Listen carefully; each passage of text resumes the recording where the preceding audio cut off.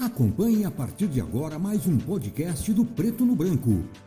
Programa de hoje, Seu Direito em Análise, com a condução da jornalista Juliette Manfrim. Olá, para você que acompanha Seu Direito em Análise dessa semana, nosso bate-papo de hoje é sobre direitos humanos e o nosso convidado é o advogado Dr. Luciano Cataniuk. Doutor, seja bem-vindo. Obrigado, é um prazer sempre estar aqui. Eu agradeço o convite para discutir daquilo que faz parte também da advocacia criminal, porque a gente tem esse contato direto, mas os direitos humanos influem em todas as áreas. Exato. Até existe um questionamento muito direcionado a isso, porque tem muita gente que pensa que direitos humanos é só para quem está privado de liberdade, não é isso, né? Porque chama atenção por caso que, às vezes, que dá uma repercussão na mídia é quando envolve ou alguma situação envolvendo preso ou envolvendo algum tipo de crime em que se preserva, ou seja, está voltado à questão da violência policial ou tal, e que se preserva a vida do preso. E as pessoas perguntam, poxa, mas só do cara que comete crime e da vítima daquele que comete crime? Não, ela também tem a questão dos direitos humanos, também preserva essa situação dela. Doutor, costumeiramente a gente recebe questionamentos dos nossos internautas, a gente diz que tema a gente vai trabalhar durante a semana, e nós recebemos alguns que a gente gostaria de direcionar. Sim.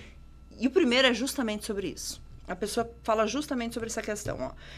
Os direitos humanos estão só a serviço dos detentos, só aos presos, como muito se fala? Não.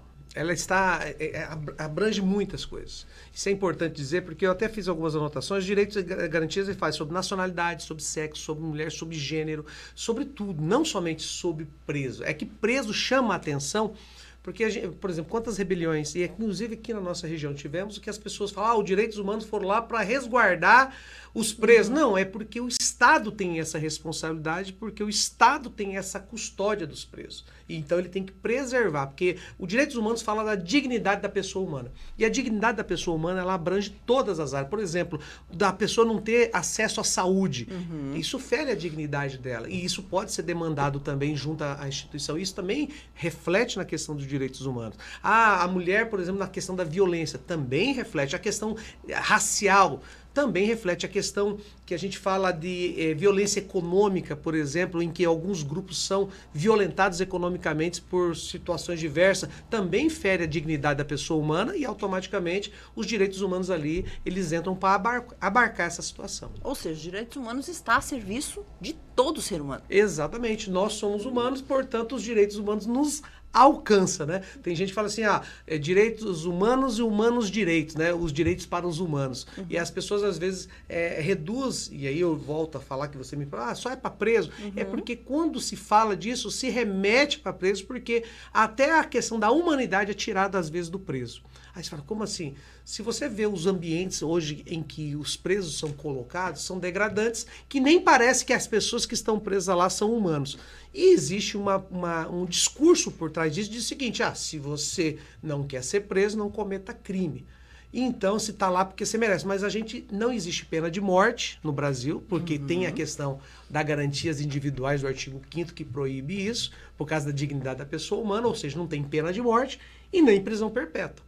E a resposta que a sociedade vai dar é esse sujeito que está submetido a essa situação degradante, que ultrapassa muitas vezes a questão de humanidade, ou seja, o sistema tira a humanidade, e aí entra os direitos humanos para restaurar essa humanidade, para que ele possa ser ressocializado, que isso é uma coisa que a gente vê que não tem funcionado, para ele voltar à sociedade. Então a comunidade não consegue dar essa resposta, porque ninguém quer ressocializar preso, porque entende que os direitos humanos não pertencem a essas pessoas, porque entende-se que elas não são humanas e que não é real. Um exemplo Por isso clássico, chama atenção, entendeu? E um exemplo clássico disso também foi agora no início do ano, com um atentado, com os ataques aos 3 poderes, que se invocou os direitos humanos, inclusive para muitas pessoas que criticavam os direitos humanos. Então, essa é uma outra questão complicada, porque você vê, eu até tive um júri agora recente, a gente falou, todo mundo que está preso é bandido, todo mundo que está preso é vagabundo, todo mundo que está preso não é humano? Não.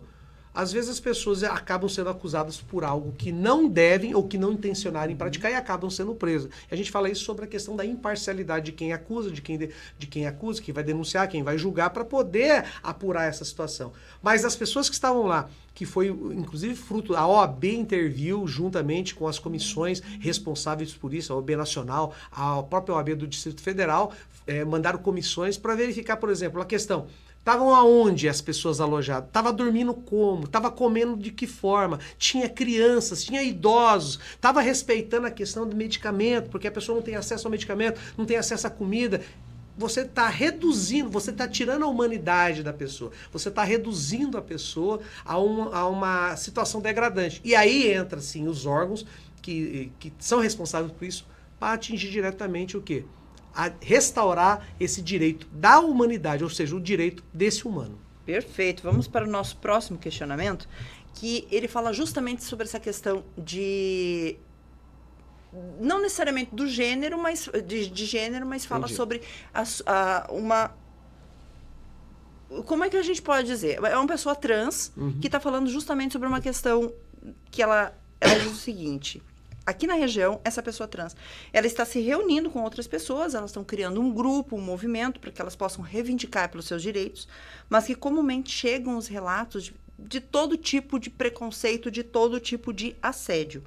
Elas gostariam de saber se elas podem recorrer a algum aspecto dos direitos humanos e a quem elas devem recorrer numa situação como essa. Qualquer assédio, ele é tipificado, inclusive, assédio moral, assédio sexual, e isso independe do gênero, e inclusive se a pessoa é trans. Se houve esse tipo de assédio, ela pode buscar isso nas autoridades, primeiro constituídas mais formais. Delegacia da polícia, vai lá e faz a denúncia. Porque importa que, eu sou trans, eu não sou trans. É a questão do acesso a resguardar esse direito dela.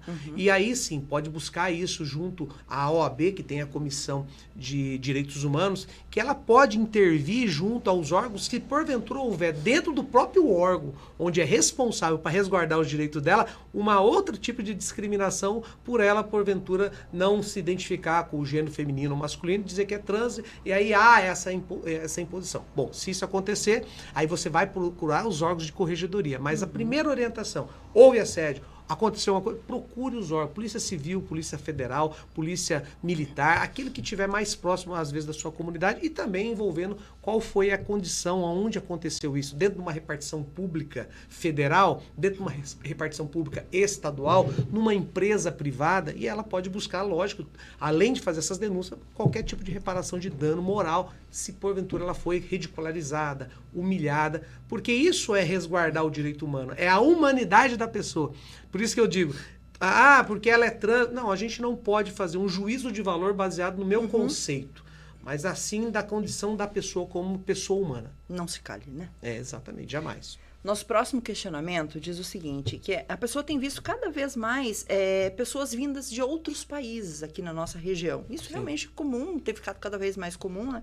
De diversas nacionalidades, inclusive, né? Sim. Essa pessoa pergunta que essa também é uma questão de direitos humanos? Sim, os direitos humanos garante a todas as pessoas, inclusive esses imigrantes, essas pessoas que vêm dos seus países para cá. Eles têm direito à moradia, eles têm direito à saúde, acesso à educação dos filhos. Mas é difícil, porque qual que é o problema, né? O problema é que existe uma hipocrisia muito grande, que a gente fala dos direitos humanos, mas quando a gente fala, a gente não tem nem para nós e vai ter para esse povo, como se fosse não humanos. Não, atinge a todos, porque você veja, uma pessoa que deixa a sua pátria, deixa a sua história, deixa a sua... tudo aquilo que ele crê, a sua crença. Nós tivemos gente do Irã que veio fora. É uma cultura totalmente diferente. Ela chega no Brasil, ela não pode ser discriminada pela sua crença e nem pela sua condição de outro país. E às vezes a gente vê pessoas criticando, mas como é que o governo vai ajudar essas pessoas que não ajuda nem os seus patos? Uma coisa não tem nada a ver com outra. Os direitos humanos abarca, inclusive, para dar essa condição da pessoa reestruturar a sua vida e recomeçar numa outra pátria, que já é difícil. Uma língua diferente, uma cultura diferente, uma crença diferente, e ainda se tiver um desrespeito a essa condição da pessoa humana nessa questão. Por isso que o Brasil ele é signatário das convenções interamericanas, internacionais dos direitos humanos, porque o humano no Brasil é humano em qualquer país. Ele é ser humano e ele precisa ter os seus direitos resguardados. Então, toda pessoa que migra de outro povo tem direito a essas garantias básicas, né? Educação, moradia, acesso à saúde e assim por diante. Lógico, tem que respeitar algumas regras do país, fazendo a sua regularização relacionada aos seus documentos no país, né? A sua legalização dentro do país. E, de certo modo, todos nós somos migrantes, né? Porque muitos, antepassados chegaram aqui É o de que algum lugar, choca né? é a cultura, né? Por exemplo, agora nós temos aí muito venezuelanos, haitianos que estão fugindo dessa situação complicada nos seus países. Vieram muitos iranianos. Então, são países assim que são mais... Tem República do Congo aqui, né? Democrática do Congo. Então, quando a gente vai na Polícia Federal, eu frequento muito ali a delegacia da Polícia Federal, tem dias que você chega lá, você encontra 5, 6, 7 nacionalidades diferentes, paquistanês, pessoa do Sri Lanka. Aí você fala, nossa, mas tem tanto... E tem. A Cascavel, essa região aqui, tem muita gente que migrou para cá. Nós temos uma condição... E outra coisa que a gente tem visto. Muitas pessoas nacionais, elas não têm buscado ou não têm trabalhado. Então, as grandes cooperativas precisam de mão de obra. A gente tem visto, tem trabalho. Talvez não seja naquela remuneração que a pessoa queira, mas tem trabalho. E os imigrantes que estão na nossa região chegando, eles estão ocupando esses postos de trabalho. E também não se pode confundir as pessoas com os governos dos seus países, né? É lógico, por isso que você resguarda o direito humano dessa pessoa, ou seja, a dignidade dessa pessoa humana, ela tem família, ela tem filhos, tem esposa ou tem marido, muitos vêm para cá, vêm sozinho, enquanto a família está passando dificuldade, mandam dinheiro para ela sobreviver lá e trabalham para conseguir trazer essas famílias para cá, para ter um pouco mais de dignidade, para poder ter um lugar onde comer e tal. Por isso que nesse tempo que eles ficam aqui, a gente vê muitos haitianos, venezuelanos que moram como se fosse uma comunidade entre eles mesmos, né? Por exemplo, 5, 6, 7 famílias ou 10, 12 pessoas num único ambiente, espaço para economizar dinheiro para trazer suas famílias. Aí, o que o governo do país faz? Precisa dar condição básica para quê? Para que ele possa trabalhar, para que ele possa morar, que ele possa ter acesso à saúde, à educação. Por isso que a Polícia Federal intervém nessa situação e faz a documentação, depois os abrigos, se vai ficar definitivo ou não, se é temporário, refugiado, assim por diante. Perfeito, doutor. Nosso próximo questionamento diz o seguinte, que essa pessoa diz que pratica uma religião de matriz africana, mas que ela tem sofrido, ela e os outros membros dessa comunidade, assédios e preconceitos com frequência. E que os vizinhos teriam, inclusive, ameaçado de fechar o centro onde eles se reúnem. Ela gostaria de saber se elas podem recorrer a alguma comissão de direitos humanos e onde que ela deve recorrer. Sim, a intolerância religiosa é algo, assim... Tudo aquilo que vai contra aquilo, a pessoa acaba se opondo, né? Por exemplo, eu tenho princípios cristãos, sou um cristão, mas um dos princípios é respeitar todas as pessoas dentro daquilo que ela faz. E isso não é só uma questão interna do ser humano, é uma questão legal e constitucional. A liberdade à crença, a liberdade ao culto religioso. Eu posso não concordar com aquela prática, mas eu tenho que respeitá-la e eu não posso intervir naquilo que ultrapassa os direitos de um, né? Porque quando termino os meus direitos, começa o direito do outro. Qual que é o grande problema? A gente vê essas situações de intervir diretamente, porque eu não acredito naquilo, eu não creio naquilo, então eu vou intervir, eu me acho no direito de entrar no local, de destruir, de quebrar. Eu sempre digo que são as afrontas. E essas afrontas realmente afetam a dignidade da pessoa humana. Então, existem vários organismos. Nós temos aqui na Comissão dos Direitos Humanos da OAB diversas comissões que defendem esses direitos humanos, entre elas a Secretaria Nacional de Cidadania do Ministério dos Direitos Humanos. Você pode fazer cadastros e principalmente denúncias para essas entidades que vão cuidar especificamente dessas questões de crença e de religião.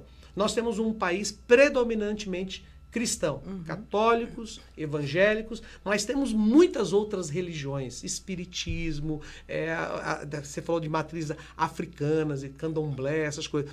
Nós precisamos conviver junto. As pessoas podem até não aceitar a prática do outro, mas ela não pode querer impor a dela a outra pessoa. Porque a gente critica, por exemplo, os países muçulmanos, e aqui que tem essa liberdade prevista na Constituição, legitimada no artigo 5º, nas garantias constitucionais da pessoa, a gente percebe que existe uma intolerância porque o grupo maior oprime o grupo menor. Né? Você não precisa apoiar e nem praticar a fé da outra pessoa, porque você tem a sua, mas você precisa, no mínimo, respeitar. Isso é dignidade da pessoa humana e isso é direitos, né, que a gente fala, humanos. E nós temos um Estado laico, né? Exatamente. Por mais que a gente muita fala, gente... o Estado é laico, mas a população tem a sua fé. Aí a maioria da população, como eu disse, é cristã, católica ou evangélica, ela não pode fazer como os grandes países muçulmanos, impor, porque daí muda. Se você pega lá, por exemplo, no Irã, a fé, ela não é uma questão, ela se confunde com o governo. Então, os ayatolás e tal, ela se confunde. Então, ela impõe algumas leis severas que o governo começa... A fé já vira uma questão de lei, inclusive de execução do próprio governo. Nosso Estado não é assim, por isso que o Estado é laico. Ele não vai impor algo que uma determinada religião impõe na sua fé de prática para o cidadão comum, porque ele é livre. E ele está tão livre que ele pode ter a liberdade de não crer em nada. É uma questão dele, é uma opção dele, exatamente. Perfeito. Nosso próximo questionamento, doutor, diz o seguinte, que essa pessoa gostaria de saber quais são as principais áreas em que os direitos humanos são frequentemente violados e como um advogado pode auxiliar, como que ele pode atuar para combater essas violações. Violação, por exemplo, de violência policial, que acontece. Ainda é muito comum? Existe muito, diminuiu muito porque a punição tem sido severa. Em alguns estados tem as câmeras, né, que têm inibido qualquer prática de excesso. A grande maioria dos policiais são policiais idôneos e que fazem o seu papel. Existe uma pequena camada que acaba manchando as corporações, seja de qualquer polícia, polícia militar, polícia civil, polícia rodoviária federal. A gente viu um caso lá que o rapaz lá jogou gás e fechou, tanto que ele morreu asfixiado. Aquilo lá é um caso de tortura. Por que tortura? Porque ultrapassou a dignidade da pessoa humana daquela forma. Então, isso também na Polícia Federal, em todas as organizações. Essa é uma das questões mais comuns de violência policial. A outra questão que eu até anotei aqui é a discriminação de gênero que a gente está falando. E também a questão voltada às cadeias públicas, que é onde o cidadão que é preso ele vai cumprir a questão da desumanização. Um grande problema das nossas penitenciárias, eu volto a falar, a gente sempre volta, é que parece que a forma como ela está construída para formar, ela tira a humanidade do cidadão, parece um animal. E aí a gente quer dizer que essa pessoa ela vai voltar para a sociedade se a gente tira a humanidade dela. Então, essas questões, se você vai, o local é insalubre, o local... E aí a comida vem azeda, vem podre. Essa questão não é porque gostamos do preso, não é porque a gente gosta do criminoso, que a gente está premiando ele pelo crime. Não, ele está pagando, ele está lá preso, mas o Estado tem que dar um mínimo de dignidade a essa pessoa para que ela possa voltar ao convívio da sociedade. E aí, o que a gente vê hoje no Estado? Retira a humanidade do sujeito. Joga 30, 40 cidadãos num local de 5 metros quadrados, 5 por 5, 5 por 2, 10 metros quadrados, onde cabe 4 pessoas, colocam 40. Sim. A comida azeda. Então você tira a humanidade da pessoa. Aí os direitos humanos são demandados para poder voltar, não é dar benefício, não é dar regalia, não é porque o cara vai estar num hotel, não. É dar um mínimo básico para que o sujeito possa cumprir a sua pena, que foi responsabilizado pelo Estado, e voltar ao convívio da sociedade. Mas nós temos a questão de racial, religiosa, tudo que a gente falou, que pode ser demandadas através, inclusive, de ações próprias, ações cíveis, onde vai reparar o dano entre o que seja de uma empresa, seja de uma pessoa comum que foi humilhada, um dano moral. Então, o próprio advogado pode demandar nessa situação, além de fazer as denúncias próprias. Por exemplo, violência de gênero, né? Nós já temos leis específicas, Lei da Maria da Penha, que visa resguardar o gênero, principalmente é o gênero feminino. A mulher é violentada de quê? Só agredida? Não, ela pode ser agredida, ela pode ter violência psicológica, violência financeira, patrimonial, que as pessoas falam, né? Então, tudo isso já tem uma lei específica que o advogado pode acionar essa lei. A lei, por exemplo, contra o racismo, quando as pessoas falam da raça e tal. Hoje a injúria... tem visto muito no esporte, lamentavelmente. Isso. A injúria racial hoje aumentou a questão da punição para poder ter chegar mais longe, né? Para que a pessoa possa ser coibida a praticar o crime. Porque quando a pena também ela é branda ou insuficiente ou totalmente desconsiderada, você não inibe a pessoa em praticar o crime. Ela vai praticar ciente que não vai dar nada. Você já ouviu aquele termo? Não dá nada. Então, esse tipo de situação a lei precisa coibir. Então, o advogado tem essas frentes todas, inclusive a reparação de dano moral para essas pessoas, entidades, muitas vezes que defendem essas organizações, também são atacadas e afrontadas e pode ser buscado. E, lógico, sempre comunicar aos órgãos oficiais do governo voltada a isso tudo, né? Nós temos a Corte Interamericana dos Direitos Humanos, a Corte Internacional. Então, é fácil? Não é fácil, é complicado, é burocrático, mas se você não fizer, não procurar alguém que faça, por isso que entra um advogado, às vezes você não consegue daí se aproveitar de um benefício que a lei dá para preservar o seu direito humano. Perfeito, doutor. Nosso próximo questionamento diz o seguinte: quais são as opções legais disponíveis para indivíduos que tiveram seus direitos humanos violados e desejam buscar reparação? Acho que um pouco disso eu adiantei ali a reparação por dano moral, por dano material, que pode ser buscado isso na esfera civil, além da responsabilização na esfera criminal, quando excede, né? Porque tem coisas que a gente não pode confundir, né? Tem vezes que as pessoas acham que uma mera dissabor é uma ofensa e tal, e aí a autoridade ela pode filtrar, né? As pessoas falam, é muito mimimi, é muito... tem coisa que não é que é mimimi, é que direito violado que se viola com tanta facilidade, com tanta rotina, que as pessoas nem percebem mais que estão violando o direito da outra pessoa, seja a sua crença, seja a sua cor, seja a sua identidade de gênero, seja a sua questão social, financeira. Sabe essas coisas que no Brasil fala-se que é brincadeira e não é brincadeira, é uma coisa muito séria. Por isso o direito humano ele resguarda isso. Agora, quantas pessoas buscam esse direito? Aí que é o problema. São poucas que buscam, porque dá trabalho. Para você assegurar o seu direito, dá trabalho. E precisa também fazer provas, né? Exatamente. E nem sempre é uma coisa tão fácil assim. A gente observa em ambientes de trabalho, por exemplo, as pessoas têm receio de produzir provas dentro dos seus ambientes de trabalho quando elas sofrem assédio moral. Exatamente. Mas tem uma outra situação que agora, que depõe conta, né, e ajuda na prova, porque tudo hoje migrou para o mundo virtual. E as pessoas muitas vezes acham que por trás da tela do celular ou do computador elas estão protegidas e podem praticar crime. Não. Pelo contrário, se ela praticar ali, deixa um rastro tão grande que é essa questão da materialização. Ou seja, você consegue trazer o direito material, a prova, para dentro do processo, porque a própria pessoa, o autor do crime, ele faz isso e deixa um rastro gigantesco. E isso facilitou, porque uma coisa é um assédio aqui, né? Um com o outro dentro de uma sala que ninguém vê a sua palavra contra a minha. Hoje existe assédio de várias formas, inclusive assédio pelas redes sociais, assédio pelo WhatsApp, assédio de várias formas e por vários motivos que podem ser trazidos à barba do judiciário para que seja decidido e principalmente punido com rigor. E que assim seja, né? Sempre, né? Nosso último questionamento, doutor, diz o seguinte: como que a legislação nacional e internacional trata das questões de discriminação? A gente já falou um pouco disso também, né? Mas da questão de discriminação, igualdade de gênero, raça, religião, orientação sexual, entre outros aspectos relacionados aos direitos humanos. A nossa Constituição é considerada a Constituição cidadã, é uma Constituição nova. Comparada 88, né? De 1988. Mas a Constituição tem 40 anos. Não, é nova. Tem Constituição que tem 300 anos. Né? E nós somos bebê, mas ao mesmo tempo ela é considerada cidadã porque ela abarca todas essas situações. E a nossa Constituição, ela recepcionou, esse é o termo, vários tratados internacionais que versavam sobre direitos humanos. E isso é importante por quê? Porque o advogado que eu estava falando, ele pode agir de forma direta ou indireta, de forma ativa ou de forma apenas para demandar a aplicação do direito a essas pessoas que violam os direitos humanos, ou ativamente na formação da legislação, da alteração da legislação. Inclusive, nós temos quantas emendas constitucionais? Exatamente. Né? Então, a gente pode fazer uma modernização da legislação conforme a situação em que a sociedade, que é dinâmica, vai se adequando. Por exemplo, o que nós vivemos nos últimos 3 anos, nós não vivemos nos últimos 20 anos. Essa questão da pandemia fez muitas coisas. Tanto isso que nós estamos fazendo aqui. Podcast. O que era um podcast? Ninguém sabia que existia.